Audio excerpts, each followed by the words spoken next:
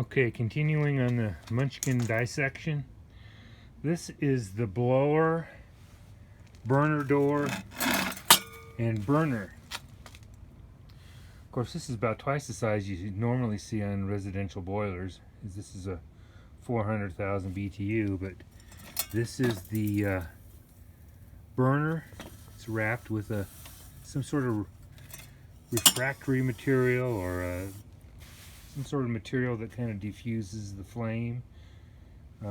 Spark ignition right here, and then on the bottom, flame rod. Typical Giannone type burner, blower, heat exchanger. Giannone is the manufacturer of this heat exchanger, and I'm not even sure they make this heat exchanger anymore, or if Giannone is even in existence. I think they've been purchased, and they may make this under a different name now. But the generations of high efficiency boilers have come a long way in the last several years, and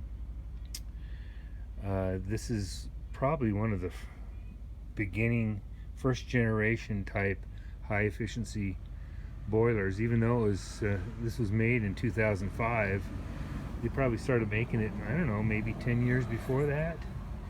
And then sometime after this, you know, Munchkin, which is Heat Transfer Products, has gone under some major changes themselves, and I don't even think they make boilers like this anymore, but you know, maybe.